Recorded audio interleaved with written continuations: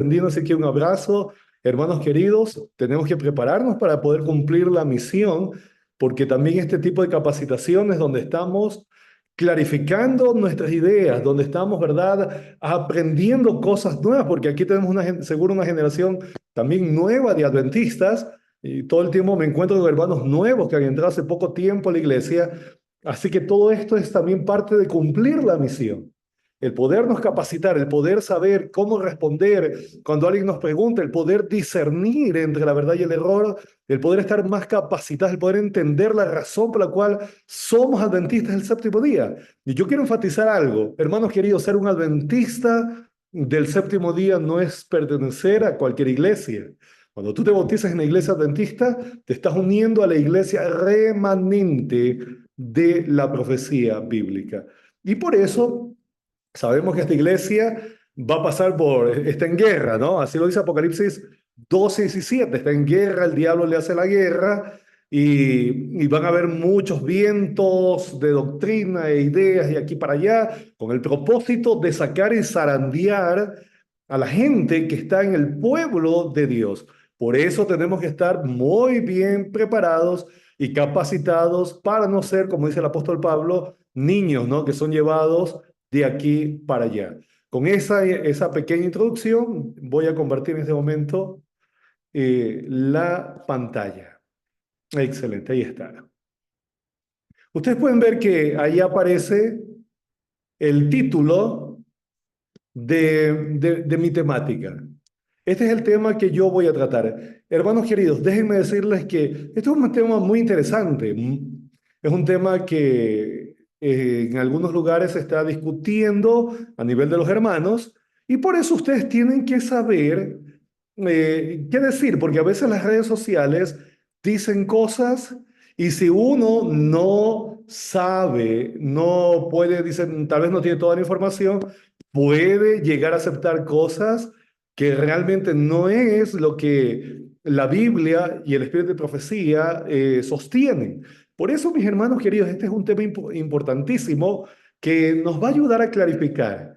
Yo he tratado de mantener las ideas principales, es evidente, quiero clarificar esto, es evidente que no es posible en pocos minutos abarcar todo, ¿no?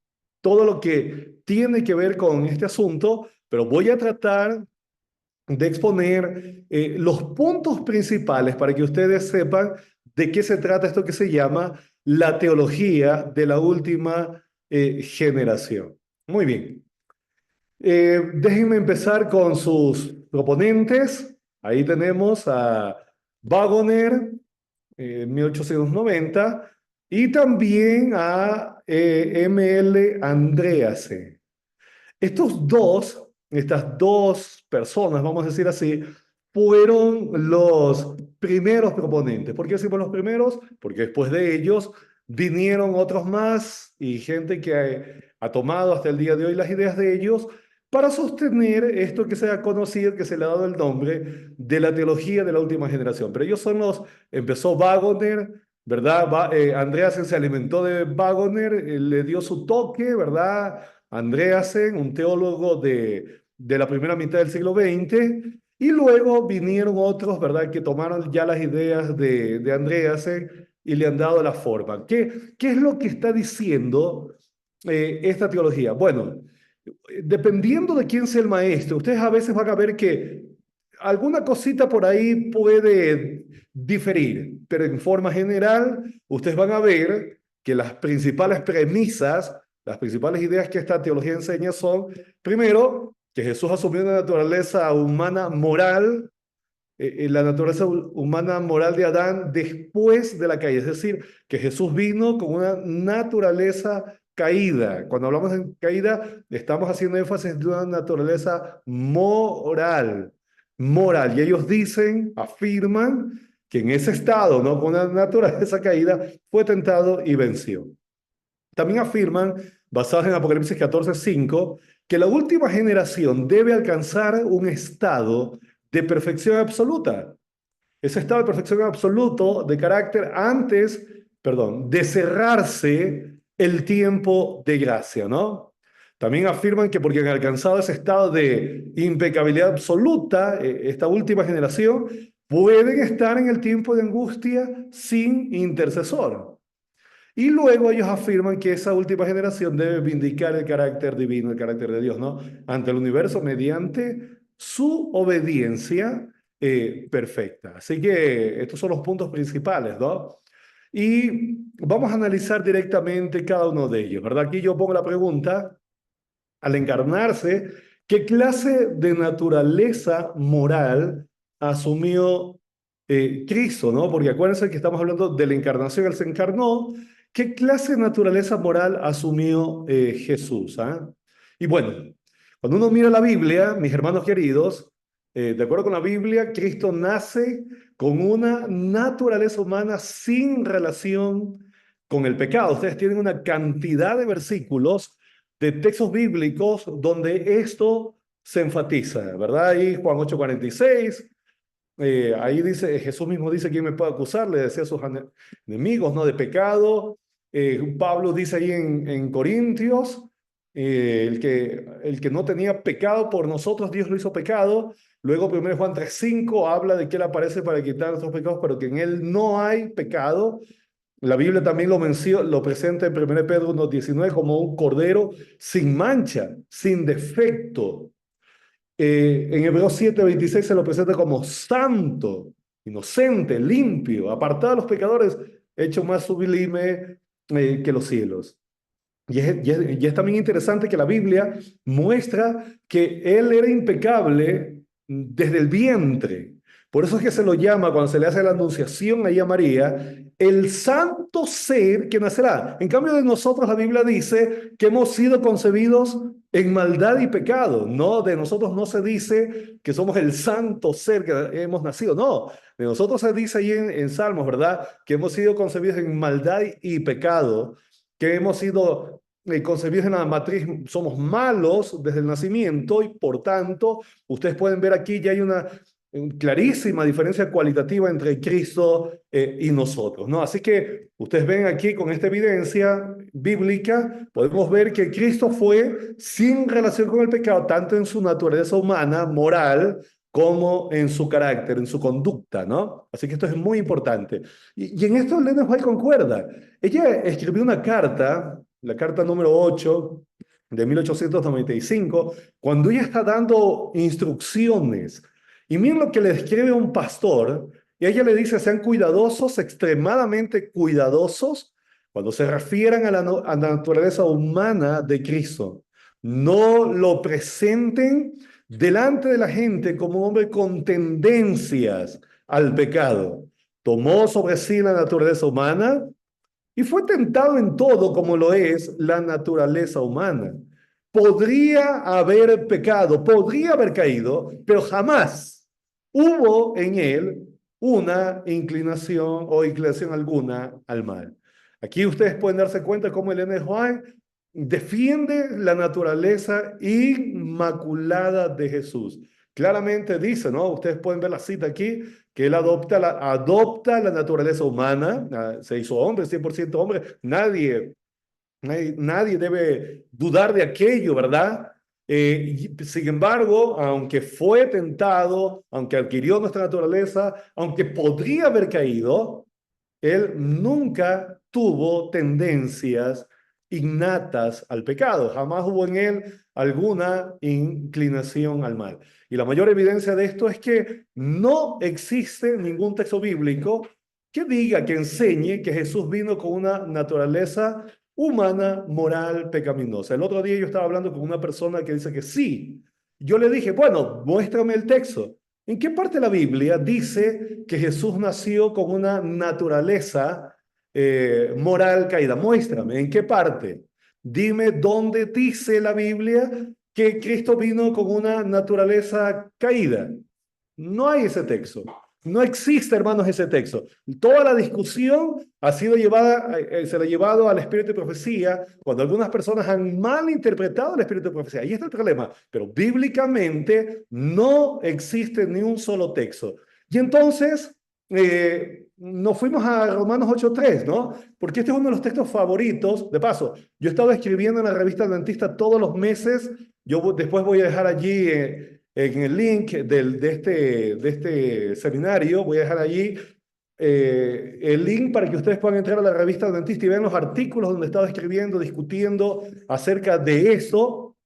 Y uno de los textos favoritos que las personas suelen citar, ¿verdad? Para tratar de probar bíblicamente es Romanos 8:3. Ellos dicen, pero aquí dice, Dios enviando a su Hijo en semejanza de carne de pecado. Pero ellos no se dan cuenta que Pablo no dice que vino, Pablo dice ahí que no vino en carne de pecado, dice que vino en semejanza. Y semejante no es igual a venir en carne de pecado. Y ojo, el apóstol Pablo era muy cuidadoso, ¿ah? Extremadamente cuidadoso cuando él usa los términos. Cuando él pone semejanza, no le está poniendo de por gusto. Así que ustedes pueden darse cuenta, si Pablo hubiera dicho que vino en carne de pecado, ahí sí, ahí no tendríamos ninguna razón para discutir ni decir nada, pero aquí lo que Pablo está diciendo es que vino en semejanza de carne de pecado, que es diferente. ¿Y por qué semejanza? Bueno, la diferencia que Pablo está tratando de establecer aquí justamente es eso, que aunque él vino como hombre, aunque él se hizo humano, sin embargo había algo que lo hacía diferente a nosotros. ¿Y qué era? Que no vino con la naturaleza pecaminosa. Por eso es que no hay ningún texto en la Biblia que diga que Cristo vino con carne o en carne de pecado. No hay tal cosa. Todas las veces donde Pablo habla de esto, siempre va a usar alguna terminología, algún calificativo que diga semejante, parecido o algo así. Pero jamás vas a encontrar un texto bíblico donde diga que Cristo, ¿verdad?, vino con naturaleza pecaminosa. Por eso es importante partir de la Biblia, porque si la doctrina es bíblica, sería muy fácil para la gente decir, ¿verdad?, que Cristo vino con naturaleza pecaminosa. Pero ustedes se dan cuenta aquí que cuando él habla, dice semejanza y carne de pecado, es decir, era parecido a los hombres pecadores, pero él mismo no tenía naturaleza pecaminosa. Así que esto es importantísimo, ¿ah? Importantísimo. Y acuérdense que cuando Pablo habla ahí de que él vino en carne, en Juan 1:14, el verbo se hizo carne, no está diciendo que se hizo carne pecaminosa, lo que significa es que se hizo humano. No adquirió necesariamente una naturaleza pecaminosa. Así que esto es sumamente importante para poder partir de allí. Algunos me dicen, pero no hay citas de Ellen White que contradicen esta idea, en vista de que en la Biblia no pueden demostrar justamente la teoría. Entonces nos vamos al espíritu de profecía y déjenme decirles que no hay citas que contradigan esto. La Biblia y el espíritu de profecía se complementan perfectamente. La cita que leímos al principio es parte de esa complementación, pero miren, algunos citan esto de aquí, observen. Jesús aceptó la humanidad cuando la especie se hallaba debilitada por 4.000 años de pecado. Como cualquier hijo de Adán, aceptó los efectos de la gran ley de la herencia. Y aquí a veces me quieren decir, pero ahí dice, ¿verdad?, que vino con una naturaleza en 4.000 años de pecado, ¿no? Y que aceptó los defectos de la gran ley de la herencia. Y luego hay otra cita por ahí, yo la puse acá: Cristo tomó sobre su naturaleza divina la forma y la naturaleza del hombre caído. ¿Qué significa esto? Bueno, esto no está contradiciendo lo que hemos visto. Acuérdense que cuando él vino en el siglo I, él no se encarnó, yo lo puse aquí, no se encarnó con la estatura, con la belleza original de Adán, no vino como Dios, como podría haber sido, sino que vino como otro judío. Eso es lo que quiere decir Ellen White cuando habla aquí que tomó la humanidad debilitada por 4.000 años de pecado. Era un judío más, quien lo veía un judío más. Y no solo eso, no solo que era un judío, porque podía haber sido un judío que no se cansase, no tuviese las debilidades de la raza humana después del pecado, pero él adoptó todo eso. Se cansaba, tenía hambre, tenía sueño, se frustraba, tenía todo lo que los seres humanos, ¿verdad?, tenían. A eso se refiere cuando dice allí, ¿verdad?, que Cristo adoptó la naturaleza debilitada por 4000 años de pecado. En otras palabras, ustedes van a ver que Ellen G. White cuando habla de la naturaleza física. Cristo vino con una naturaleza física con la naturaleza del hombre caído, pero en su naturaleza moral era sin defecto y era sin pecado. Así que esta es la clarísima diferencia. Y Ellen G. White lo dice. Cristo asumió la humanidad debilitada, pero no ¿qué? No la pecaminosidad del hombre. Y está muy bien porque esto es lo que dice la Biblia. La Biblia en ningún momento defiende o sostiene la naturaleza pecaminosa. Acá, otra cita, joya de los testimonios. Es un hermano en nuestras flaquezas, pero no posee pasiones semejantes a las nuestras. Como el impecable, su naturaleza rehuía el mal. Acá, otra. Y así hay una cantidad de textos que yo podría citar, pero por el tiempo no puedo citar todos. Pero aquí tienen, él no había asumido ni siquiera la naturaleza de los ángeles, sino la humanidad perfectamente idéntica a nuestra propia naturaleza. Ojo, él era 100% humano. Eso es lo que quiere decir toda la ciencia, 100% humano. Pero ella dice, ¿con excepción de qué? De la mancha del pecado. Así es. A veces las personas creen que Jesús no es humano porque si sostenemos que Jesús, como dice la Biblia, no vino con una naturaleza caída, no es humano. ¡Qué error! ¿Ah? Como si para ser humano se tiene que ser pecador. Cuidado, ¿ah? Cuidadito con eso. Porque la Biblia nos muestra que Adán y Eva fueron creados sin pecado y eran 100% humanos. Así que la pecaminosidad no tiene nada que ver con la humanidad, ¿no? Y aquí algunos preguntan, pero si Jesús no vino en la misma naturaleza pecaminosa que yo tengo, ¿él puede entenderme acaso? Y la respuesta es por supuesto que puede entendernos. Hermanos queridos, ¿saben por qué? Porque Él fue tentado en un grado que nosotros no tenemos ni idea. Acuérdense lo que hemos dicho. El hoy claramente muestra que Él podía haber caído. Él fue tentado y podía haber caído, y por eso Él fue tentado en un grado que nosotros no tenemos ni idea. Miren esta cita. Hay muchas de estas citas ahí en el Espíritu de Profecía, pero esta que a mí me encanta. Las seducciones que Cristo resistió son las mismas que nosotros encontramos tan difíciles de resistir. Le fueron infligidas en un grado tanto mayor, cuanto más elevado es su carácter que el nuestro. ¿Notaron eso?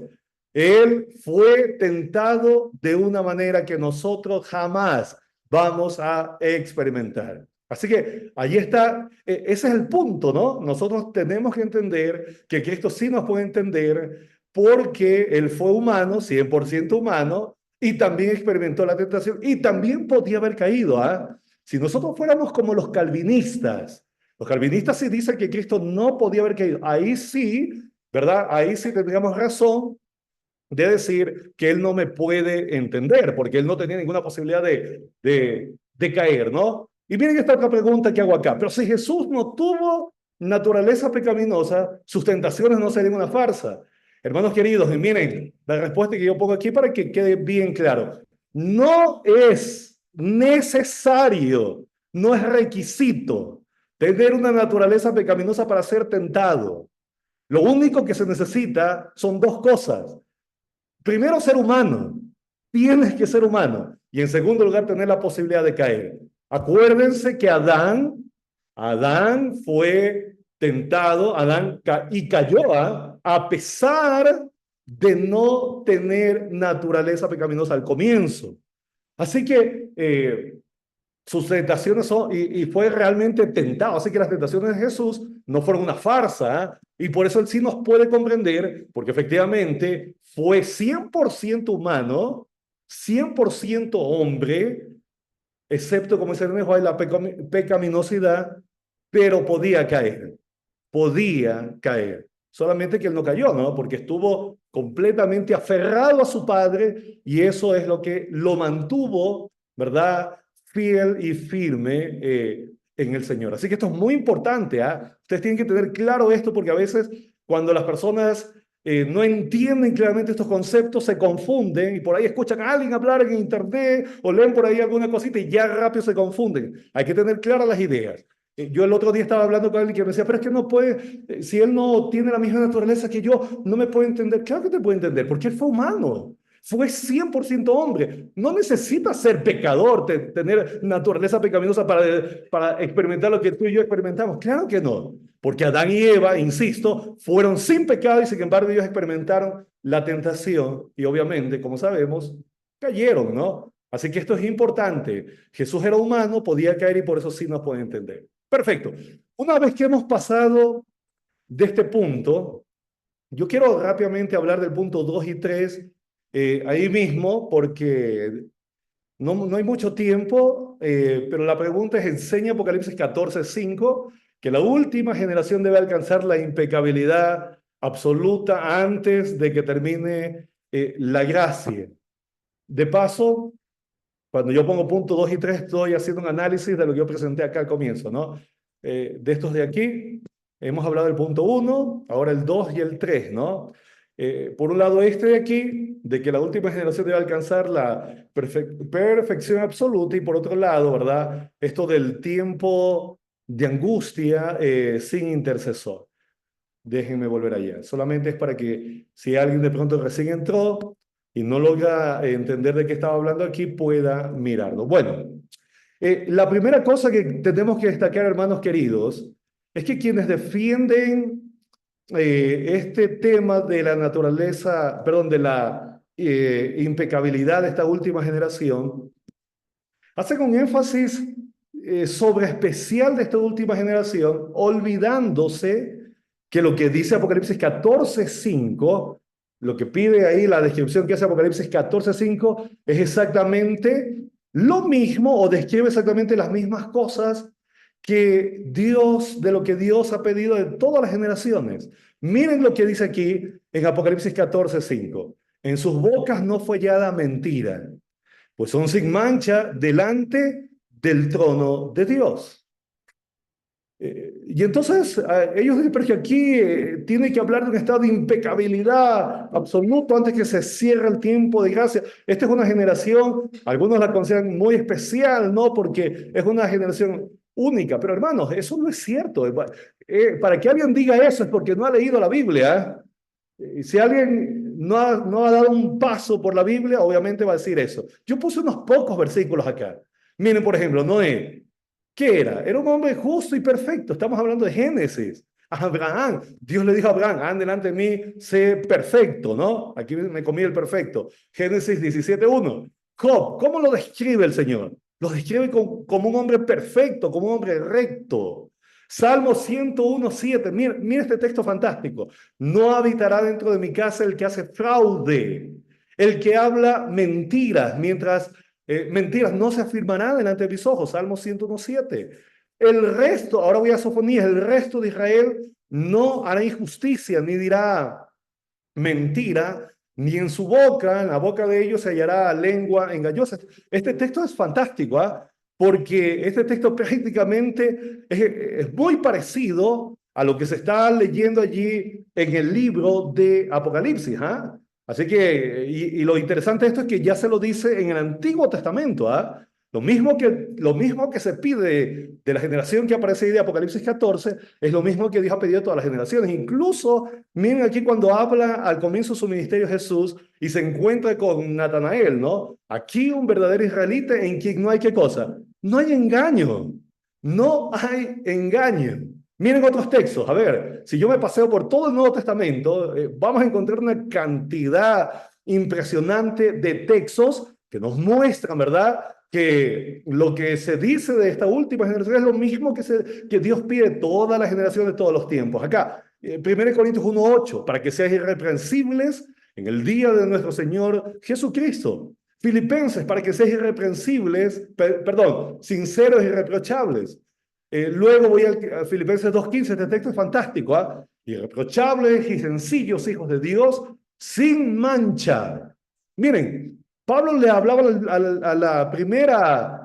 a la generación primera, ¿no? Ahí del siglo de la iglesia primitiva, sin mancha, en medio de una generación maligna y perversa, en medio de la cual resplandecéis como lumbreras en el mundo, ¿no? Luego, Colosenses 1:22 habla allí para presentar a los santos sin mancha e irreprochables delante de él. Y luego Tito y Timoteo dicen que los diáconos tenían que ser sin mancha. Y luego, según de Pedro 3:14, procuren con diligencia ser hallados por él sin mancha e irreprochables en paz. Así que esto es importantísimo para que ustedes vean que cuando la Biblia habla de las características de esa última generación, no es porque Dios les está diciendo a ellos que tienen que tener una condición diferente a la que han tenido las otras generaciones. No, la única, todos tienen lo mismo, ¿ah? Dios siempre ha pedido fidelidad de su pueblo. Dios siempre ha pedido, ¿verdad?, que su pueblo viva en verdad, que su pueblo viva una vida irreprochable, una vida sin mancha. Dios siempre ha pedido eso, Dios siempre ha pedido que brillemos, ¿no? En medio de la generación que nos toca a nosotros vivir. Y es lo mismo que se le pide a esa última generación. ¿Cuál es la única? Miren, no hay una diferencia espiritual entre la última y las anteriores. La única diferencia va a ser que la última, esta generación final, será fiel en medio de de la más severa persecución de la historia, porque estarán viviendo, ¿verdad?, en el tiempo de angustia. Esa es la única, vamos a decir así, diferencia, el tiempo, la cualidad del tiempo que les ha tocado vivir. Pero ellos mismos, ¿verdad? La característica de ellos mismos es la misma característica que Dios demanda y pide de todos aquellos que son cristianos, incluyéndote a ti, a mí, a nosotros y lo que pedían nuestros antepasados a la luz de la Biblia. Ahora, aquí es importante que nos detengamos un poquito en el concepto de pecar, ¿no? Porque algunos cuando preguntan, pastor, pero ¿vamos a pecar? ¿No vamos a pecar? ¿De qué se trata? ¿De qué se trata esto de qué se trata cuando la Biblia habla de que el que está en Cristo no peca? Bueno, ustedes tienen que saber, la primera idea que tenemos que saber es que nosotros llegamos al Señor tal como estamos, así. El adúltero tiene que llegar como está. El borracho como está. El mentiroso tiene que llegar como está. Tenemos que ir al Señor como estamos. Si alguien espera, ¿verdad?, cambiarse antes de ir al Señor, no. Tienes que ir a Jesús como tú estás. Cuando tú vas a Cristo y tú aceptas a Jesús, ese que era borracho, ahora el Espíritu Santo le da un nuevo nacimiento, ¿no? Ese que era un asesino, ese que era un adúltero, el Espíritu Santo lo transforma, lo cambia, le pone una nueva naturaleza, y esa persona que ha aceptado a Jesús ahora debe abandonar toda práctica pecaminosa. Esto es lo que Ellen White llama pecados conocidos, ¿no? Y yo lo puse ahí entre paréntesis para que alguna vez ustedes pueden ver, ella habla. Yo tengo un artículo donde yo puse esto justamente el mes que pasó, que se publicó en la revista Adventista. Ahí ustedes pueden leer, entren a la página, igual les voy a poner el link después. Allí hay una cita donde ella claramente dice que el que se entrega a Jesús tiene que abandonar todo pecado conocido, todo pecado que al Señor no le gusta. ¿Y ahora qué busca un cristiano que ha sido convertido? Busca vivir en obediencia a su palabra. Pero hermanos, eso no significa que no va a haber luchas. Pablo explica en Gálatas que en el momento, ¿verdad?, que nosotros hemos sido transformados, Dios coloca ahora una naturaleza espiritual que lucha con la carne. Solo que la carne, dice Pablo ahí en Romanos capítulo 6, ahora está crucificada y está agonizando. Está agonizando. Y por eso Pablo dice, no alimenten la carne, no alimenten los deseos de la carne, ¿no? Para que cuando venga de pronto, ¿verdad?, alguna lucha, podamos permanecer firmes. ¿Qué tenemos que alimentar? El espíritu. Anden en el espíritu, dice el apóstol Pablo. Así tenemos que caminar los cristianos. Ahora, algunos piensan que tal vez no hay posibilidades de cometer ningún error. Y cuidado, porque la Biblia no enseña eso. En 1 Juan, capítulo 3, del 6 al 9, yo puse la Reina Valera actualizada. ¿Saben por qué? Porque este texto de aquí presenta una traducción mucho más clara del que aparentemente presenta la Reina Valera el 60. Yo puse la versión actualizada porque esta traducción refleja la gramática. Mira, cuando uno lee aquí, 1 Juan 3, 6 al 9, dice: todo aquel que permanece en él no continúa pecando. Notas, todo aquel que sigue pecando no le ha visto ni le ha conocido. El que practica justicia es justo como él es justo. El que practica el pecado es del diablo. Porque el diablo peca desde el principio. Todo aquel que ha nacido de Dios no practica el pecado porque la simiente de Dios permanece en él y no puede seguir pecando porque ha nacido de Dios. Si se dan cuenta la intención que Juan, el apóstol Juan, transmite al usar esta forma verbal que él usa, en la Reina Valera dice todo aquel que permanece, en la del 60, todo aquel que permanece en él no peca. Y pareciera que no puede cometer ninguna clase de error un verdadero cristiano. Pero ese no es el sentido de lo que está diciendo Juan. Una mejor traducción es esta. No continúa pecando. Así está. Ese es el tiempo como Juan lo escribió en griego y esa es la traducción como las mejores traducciones la están vertiendo. ¿De qué está hablando Juan? Está hablando de la práctica habitual del pecado, esa práctica habitual que se tenía antes de la conversión. Porque antes de conocer a Cristo, nos gustaba pecar. Antes de conocer a Jesús, así, no solamente que nos involucrábamos en el pecado, sino que nosotros, ¿verdad?, llevábamos a otros a pecar. Invitábamos a otros para que caminen por sendas que conducen a la destrucción. Nos gozábamos en el pecado, disfrutábamos aparentemente el pecado porque así es la naturaleza pecaminosa. Se deleita en el pecado. Pero ahora que conocemos a Jesús, ya esto cambia. Y Juan dice aquí que si yo permanezco en Cristo, el que permanece en él ya no continúa pecando. Es decir, ya no tengo ese estilo de vida, esa práctica habitual del pecado. Esto es lo que la Biblia dice acerca de los cristianos, ¿verdad? Sin embargo, escucha, sin embargo, el mismo apóstol Juan va a dar la posibilidad que algunas veces los cristianos pueden cometer errores por causa de su naturaleza pecaminosa, pueden llegar a cometer errores. Y puse la misma versión, la Reina Valera actualizada, en 1 Juan 2:1. Mira, aquí él dice, hijitos míos, estas cosas escribo para que no pequen. Y si alguno peca, abogado tenemos para con el Padre, delante del Padre a Jesucristo el justo.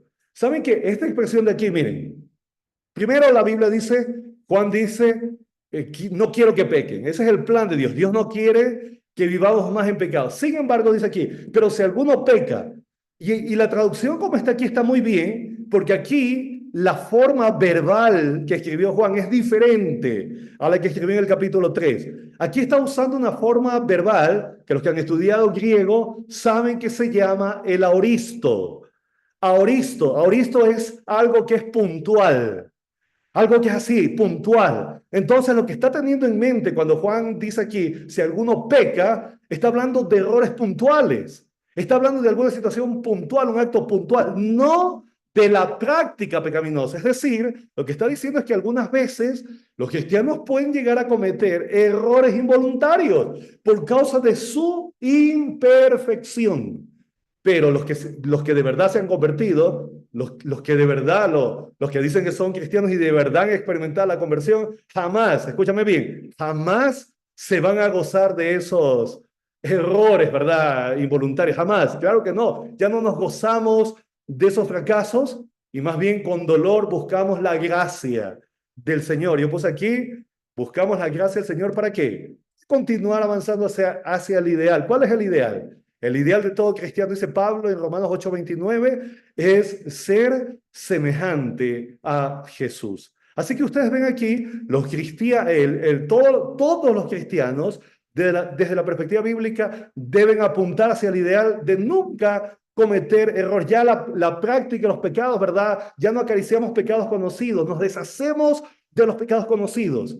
Y tratamos de estar en guardia, ¿no? Para no cometer algún error. Pero Juan sabe que puede haber el momento en el cual cometeremos ese error. En lugar de lanzarnos a la desesperación, él nos dice que tenemos que buscar a nuestro Señor, ¿verdad? Quien es la propiciación de nuestros pecados, y no solo los nuestros, sino que dice allí los pecados de todo el mundo. Así que cuando la Biblia dice allí, ¿verdad?, que no pecamos, entonces podemos claramente entender desde esta perspectiva. Juan está hablando no pecamos ya la vida pecaminosa que teníamos antes de conocer a Jesús, pero siempre queda, ¿verdad? Siempre queda como dice el apóstol Juan aquí, tal vez por algún error que cometemos en la vida cristiana, la posibilidad de cometer algún error. Pero ese error, escúchame, no nos descalifica de Jesús. El Señor nos ama. Por eso es que si aquí hay alguien que ha cometido algún error, está luchando con alguna cuestión que no lo deja tranquilo, que sabe, ¿verdad? Que no es la voluntad de Dios, puedes ir al Señor, arrepiéntate de tu corazón, abandona ese pecado que tú sabes que no es la voluntad del Señor, arrepiéntete, ¿verdad? Invoca su gracia y camina. Camina hacia el ideal que la Biblia nos muestra que es ser todos los días semejantes a Cristo. Así que cuando hablamos, cuando ustedes van a la Biblia, ustedes ven que la última generación tiene la misma experiencia, es exactamente la misma experiencia. Ellos también tienen que crecer a la semejanza de Jesús. Miren esta cita de aquí. Cristo es nuestro modelo, el ejemplo perfecto y santo que se nos ha dado para imitarlo. Nunca, escuchen bien esto, nunca podremos igualar al modelo. Esto dice Ellen White en el libro A fin de conocerle. Nunca podremos igualar al modelo, pero podemos imitarlo, asemejarnos a Él conforme sea nuestra habilidad. Cuando caemos desvalidos, sufriendo como resultado de nuestra comprensión de la pecaminosidad del pecado, cuando nos humillamos delante de Dios, afligiendo nuestras almas mediante el verdadero arrepentimiento y la contrición, cuando ofrecemos nuestras fervientes oraciones a Dios en el nombre de Cristo, con toda seguridad seremos recibidos por el Padre al entregarnos completamente a Dios. Deberíamos comprender en lo más íntimo de nuestra alma que nuestros esfuerzos son enteramente indignos, porque únicamente en el nombre y el poder del vencedor podemos ser vencedores. Aquí está, Cristo es nuestro modelo, pero por causa de, como ustedes ven, de nuestra naturaleza caída, ella dice esto, ¿no? Nunca vamos a igualar la obediencia perfecta de Cristo, pero tenemos que imitarlo todos los días, asemejarnos lo más que podamos todos los días a Cristo, con la convicción de que todos los días estaremos creciendo cada vez más y más. ¿Ah? Ahora, hay algo interesante que esta última generación, los que defienden la doctrina o la teología de la última generación, dicen que la última generación va a alcanzar la impecabilidad absoluta. O sea, ya no va a cometer ninguna clase de error hasta antes de que termine el tiempo de gracia. Pero eso no es ni bíblico, hermanos, ni tampoco está respaldado por el espíritu de profecía. ¿Ah? Acuérdense que no es bíblico porque lo que se pide de ellos es lo mismo que se pide a las generaciones siguientes. Y hay citas, miren esta cita aquí de Ellen White, donde se muestra que la última generación, ¿por qué pasa por el tiempo de angustia? ¿Se han preguntado ustedes? ¿Por qué hay un tiempo de angustia? ¿Por qué Cristo no viene rápido? ¿Ah? Ya, viene y viene de su pueblo y se lo lleva. ¿Por qué pasa esta última generación por ese tiempo de angustia? Ella misma explica. Ella misma dice, ¿por qué sucede esto? Miren, esto está en el libro Conflicto de los siglos. Dice acá, su aflicción es grande. Aquí estamos hablando del pueblo de Dios después de que ha terminado el tiempo de gracia. Su aflicción es grande. Las llamas del horno parecen estar a punto de consumirlos, pero el refinador los sacará como oro purificado por el fuego. Mira, está hablando de que el tiempo de angustia es como un horno de purificación. Ojo, está entrando esta última generación, ¿verdad? Estos hijos de Dios fieles están entrando al tiempo de angustia a un horno de purificación. Esa es la imagen que ella está usando. Y luego ella dice, el amor de Dios para con sus hijos durante el periodo de su prueba más dura es tan grande y tan tierno como en los días de su mayor prosperidad. Pero necesitan pasar por el horno de fuego. Debe consumirse, ¿qué cosa? Su mundanalidad. Su mundanalidad, ¿notaron eso? No está hablando, la última generación no es una generación que ya ha dejado de crecer. No, aquí está claramente diciendo que la última generación tiene que entrar, aunque son fieles, tienen que entrar al horno de la aflicción para que se consuma su mundanalidad. Interesante, ¿ah? Esto, algunas personas a veces no leen esta cita y se sorprenden, ¿no? Cuando descubren que la última generación, después del tiempo de gracia, todavía está siendo purificada de su mundanalidad. ¿Para qué? Que la imagen de Cristo, dice ella, se refleje perfectamente. Miren, hay otras citas aquí. Creo que, déjenme ver el tiempo, estamos todavía dentro del tiempo, muy bien. Miren, esta cita de acá era bastante grande, yo traté aquí de achicar algunas cosas, no voy a leer todo por obviamente el tiempo, pero ustedes la pueden leer ahí en Testimonios para la Iglesia, desde la página 447 en adelante, y yo solamente quiero destacar aquí, miren, aquí ella va a explicar la visión de Zacarías, esa que aparece ahí en Zacarías capítulo 3, donde aparece Josué y el ángel. Ella dice aquí que se aplica con fuerza peculiar a la experiencia del pueblo de Dios durante la terminación del gran día de la expiación. O sea, ya está hablando del tiempo después, ¿no? De que Cristo ha dejado de interceder, ya en el tiempo de angustia. La iglesia remanente será puesta en grave prueba y angustia. Su única esperanza se cifra en la misericordia de Dios. Su única defensa será la oración. Como Josué intercedía delante del ángel, la iglesia remanente con corazón quebrantado y fe ferviente suplicará perdón, liberación por medio de Jesús su abogado. Sus miembros serán completamente conscientes de ¿qué cosa? Del carácter pecaminoso de sus vidas. Notan, ellos no se jactan de ninguna manera, ¿no? Pero aquí el diagnóstico divino es que ellos reconocen el carácter pecaminoso de sus vidas, verán su debilidad, su indignidad mientras se miren a sí mismos, estarán por desesperar. Y luego ella dice acá, la cita sigue, ¿no? Que el tentador está listo para acusarlos. Así como acusaba a Josué, él va a señalar las vestiduras, su carácter deficiente, ¿no? Va a presentar la debilidad y todo lo demás.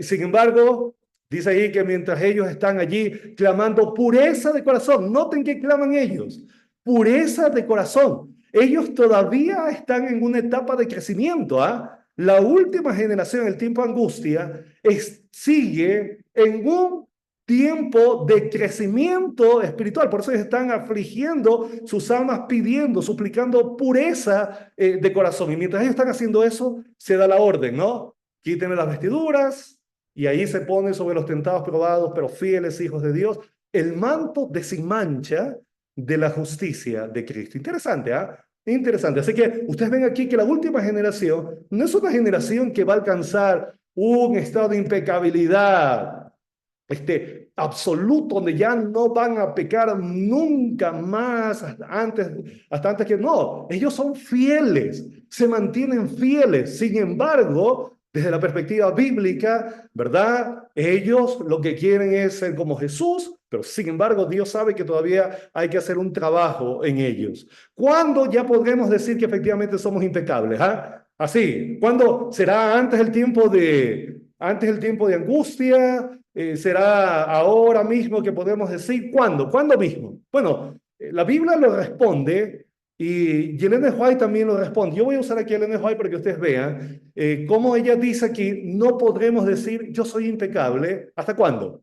Hasta que este cuerpo vil sea transformado a la semejanza de su cuerpo glorioso. Porque mientras estemos en este cuerpo, mientras esa última generación tenga este cuerpo, todavía como ustedes ven, ¿verdad? Tiene estos aspectos que hemos leído allí, debilidades, mundanalidad, aunque son fieles porque se relacionan con Cristo, aman a su Señor, se han mantenido leales en la última crisis final, pero ellos, ¿verdad? Siguen dependiendo de los méritos de Jesús. Y dice que yo soy impecable hasta que este cuerpo vil sea transformado a la semejanza de su cuerpo glorioso. Pero si constantemente tratamos de seguir a Jesús, tenemos la bendita esperanza de estar en pie delante del trono de Dios, sin mancha, ni arruga, ni cosas semejantes, completos en Cristo, vestidos con el manto de su justicia y perfección. Y aquí esta cita es fantástica porque está diciendo que nosotros, ¿verdad?, vamos a ser realmente impecables cuando Cristo vuelva y nos transforme. Ahí sí vamos a alcanzar la verdadera impecabilidad. Pero por otro lado, mientras estamos acá, ustedes ven aquí que a pesar de que tengamos debilidades, escúchame bien, a pesar de nuestras debilidades, por eso la doctrina bíblica es hermosa, ¿eh? Lo que es justificación por la fe. La Biblia dice que podemos estar sin mancha, pero por nuestros méritos, por nuestra fuerza, no. En Cristo, está diciendo que nosotros estamos sin manchas en Cristo. ¿Por qué? Porque estamos vestidos. ¿Estamos vestidos con nuestra justicia? No, no es nuestra justicia la que nos tiene vestidos. Estamos vestidos con el manto de su justicia y perfección. Hermanos queridos, por eso el pueblo de Dios delante del trono está sin mancha, así, limpio delante del Señor. ¿Sabes por qué? El libro del Camino a Cristo, yo no puse la cita, pero tú la puedes encontrar fácilmente en el libro del Camino a Cristo. Dice que en el momento en que tú y yo aceptamos a Jesús y somos justificados, el cielo nos ve. ¿Sabes cómo nos ve? Como si nunca hubiésemos pecado. ¿Qué te parece? Esto es fantástico, ¿ah? Así nos ve el cielo, como si nunca hubiésemos pecado, ¿verdad? Pero sin embargo, esto no quiere decir que no pueda llegar a cometer errores. No, realmente solo cuando seamos transformados, allí es cuando podremos decir aquello. Miren esta otra cita. Cuando termine el conflicto a la vida, cuando la armadura sea colocada a los pies de Jesús, cuando los santos de Dios sean glorificados, entonces, y solo entonces, será seguro afirmar que somos salvos y sin pecado. Amén. Fantástico, ¿no? Estas declaraciones inspiradas que están en armonía con la palabra de Dios. Y el último punto, ya estoy en mis momentos finales del seminario. La pregunta que hacemos aquí es la última generación la que debe vindicar el carácter de Dios ante el universo. De esto podríamos hablar un poco más en otro momento, pero basta decir, hermanos queridos, que bíblicamente hablando, en realidad quien vindica el carácter. ¿Y por qué se habla de una vindicación del carácter? Porque acuérdense que cuando empezó el gran conflicto, cuando empezó, ¿verdad?, esta controversia, el diablo difamó el carácter de Dios. El diablo fue quien dijo que Dios era injusto, que tenía una ley injusta, que no se podía guardar. Y el hecho es que, aunque Dios podía haber destruido al diablo y sus rebeldes allí en el cielo, lo cierto es, hermanos, que no lo hizo. ¿Saben por qué? Porque si Él los hubiera destruido, eso no hubiera demostrado la inocencia de las acusaciones. O sea, no hubiera demostrado que era inocente de lo que el diablo lo estaba acusando. Y por eso dio tiempo y desarrolló lo que se conoce el plan de salvación. En el plan de salvación, ¿verdad?, es donde se está dilucidando todo lo que tiene que ver con esta controversia. Y ahí tiene que ver la vindicación del carácter. Pero, ¿sabes? La Biblia dice que hay un elemento importantísimo dentro de esta victoria sobre el reino de Satanás. Colosenses 2:15, este es uno de los varios textos que la Biblia dice aquí, despojando a los principados y a las potestades, los exhibió públicamente triunfando sobre ellos. ¿En dónde? En la cruz. ¿Dónde triunfa Jesús? ¿Dónde vence a los principados? Cuando habla de principados y potestades, por si acaso alguien no logra entender la fuerza de este versículo, aquí se está hablando de Satanás y sus demonios, ¿ah? Esta es una expresión para hablar de los demonios, ¿no? De Satanás y sus demonios. Los despojó, los exhibe públicamente, así como en la arena, ¿no? En los tiempos antiguos, cuando los gladiadores peleaban en la arena, ¿no? Y uno vencía delante de todos, eran exhibidos públicamente. Bueno, aquí está Cristo venciendo a las fuerzas del mal, está triunfando sobre ellos. ¿En dónde? En la cruz. Hermanos, es Cristo quien triunfa en la cruz. Es Cristo quien hace esto con su muerte en la cruz. Miren, y esto está ratificado por Ellen White cuando nos habla de la vindicación cósmica del carácter de Jesús. Esto sucede en la cruz. Hermanos, estas citas de aquí son citas que aparecen en libros que nosotros conocemos muy bien, ¿no? Este libro es el libro Patriarcas y Profetas, en la página 54. Miren lo que dice acá. Pero el plan de redención tenía un propósito todavía más amplio y profundo que el de salvar al hombre. Cristo no vino a la tierra solo por este motivo. No vino meramente para que los habitantes de este pequeño mundo acatasen la ley de Dios como debe ser acatada, sino que vino para vindicar el carácter de Dios ante el universo. Y miren, hasta aquí he leído a los que defienden la teoría de la última generación, he conversado con ellos y hasta aquí ellos dicen, pero aquí, en este punto, ellos cometen un error tremendo. ¿Cuál es el error? Que en lugar de quedarse con lo que el Ellen White habla de la cita, miren, van a ver dónde el Ellen White pone la vindicación. Y ellos la sacan de donde el Ellen White va a decir y la van a poner en la última generación. Miren lo que dice el Ellen White. El acto de Cristo de morir por la salvación del hombre no solo haría accesible al cielo para los hombres, sino ante todo el universo, ¿verdad?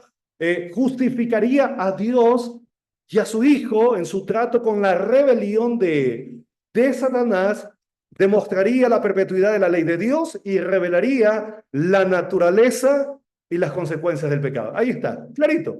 Todo lo que sucede en la cruz, ¿sí se dieron cuenta? La cruz no solo produce salvación, claro que sí. Nos da acceso al cielo, ¿verdad? También le da acceso a la raza humana caída, por supuesto, pero también justifica a Dios y a Jesús de las acusaciones que el diablo le hizo, ¿ah? ¿Sí notaron eso? Aquí está clarito, no es la última generación la que hace este acto, es Cristo en la cruz. Aquí está, demostraría también la perpetuidad de la ley y revelaría la naturaleza y las consecuencias del pecado. Ya hay otra cita. Luego ya dice, habría sido el propósito de Satanás divorciar la misericordia y la verdad y su justicia. Pero por su muerte, por su vida y su muerte, Cristo demostró que la justicia de Dios no destruye su misericordia, que el pecado podía ser perdonado y que la ley es justa y puede ser obedecida perfectamente. Las acusaciones de Satanás fueron refutadas. Dios había dado al hombre evidencia inequívoca de su amor. O sea, todo lo que empezó allí al comienzo en la controversia de Satanás fue refutado en la cruz del Calvario, ¿no? Así que por eso es un error decir que es la última generación la que va a vindicar, ¿verdad? Cósmicamente el carácter de Dios. A lo mucho sí podemos decir que esta última generación va a vindicar, va a glorificar, mejor dicho, a Dios en las horas más duras, porque le toca vivir, ¿verdad? En el tiempo de angustia, en el tiempo donde la persecución será muy fuerte, pero esa vindicación, pues no es la vindicación cósmica, ¿no? Que Cristo logró en la cruz, ¿no? O sea, ellos lo que hacen es glorificar con su fidelidad a Dios, pero es igual como lo hizo Job, ¿no? Es igual como lo hizo Daniel, es igual como lo hicieron los apóstoles fieles que murieron por el Jesús, que glorificaron cada uno con su vida, así como lo hizo José en vida, así como lo hicieron todos los hombres fieles al Señor, glorificaron con su fidelidad a Dios. Bueno, esta última generación también va a glorificar, solamente que en etapa más dura, esa es la única diferencia, ¿no? En etapa más dura, pero no es que están reemplazando, no pueden reemplazar ni tomar el lugar de lo que Cristo hizo en la cruz del Calvario. En realidad ellos, con su fidelidad, lo único que van a mostrar es que en medio de la apostasía final, la ley de Dios no ha sido abolida, ¿eh? Porque ese es el otro engaño que el diablo va a lanzar o ha lanzado. Miren, la cita sigue. Después de lo que yo leí de que la cruz vindica, el Ellen White dice allí, otro engaño iba a ser presentado ahora. Satanás declaró que la misericordia destruye la justicia y que la muerte de Cristo abrogaba la ley del Padre. Notan, no puede con la primera argumentación, pero ahora lanza otro engaño. Cristo murió, perfecto, entonces con su muerte se anula la ley. Pero ahora, ¿verdad? El Señor va a mostrar que no es así. El mundo entero va a decidir si quiere obedecer o desobedecer. Todos serán llamados a elegir entre la ley de Dios y las leyes de los hombres. En esto se trazará la línea divisoria. Habrá solamente dos clases. Todo carácter quedará perfectamente o plenamente definido y todos demostrarán que han elegido el lado de la lealtad o el de la rebelión. Entonces vendrá el fin. Dios vindicará su ley y librará a su pueblo. Satanás y todos los que se han unido con él en la rebelión serán cortados. Ahí está.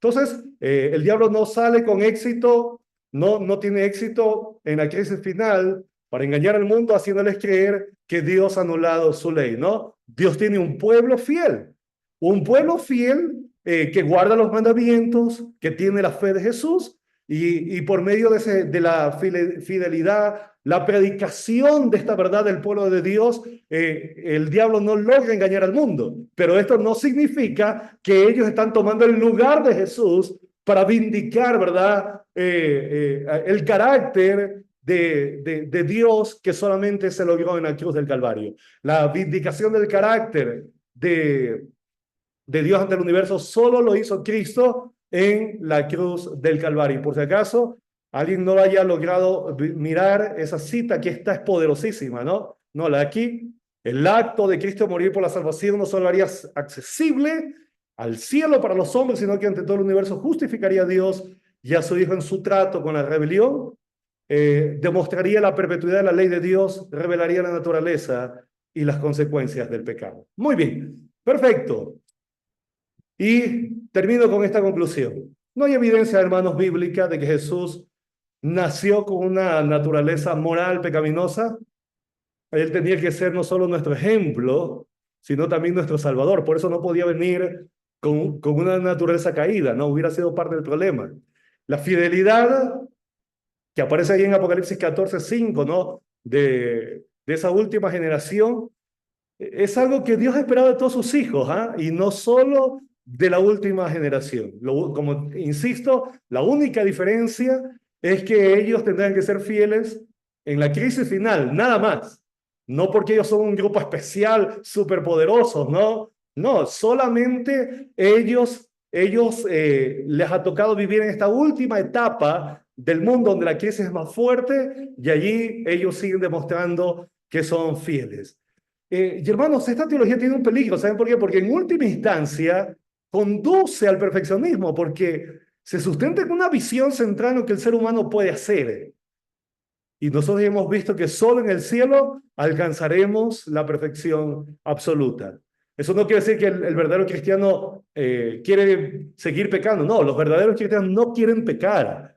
Quieren dejar todo error, toda imperfección, pero sabemos que mientras estemos aquí hay la posibilidad de cometer algún error. ¿Ah?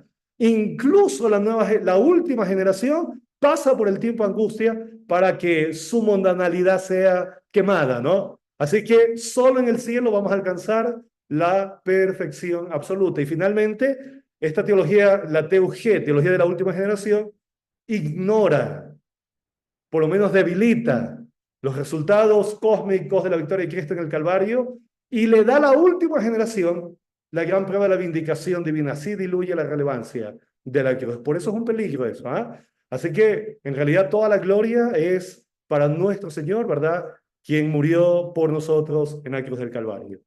Hermanos queridos, que el Señor nos bendiga, podamos, ¿verdad?, tener claros estos conceptos.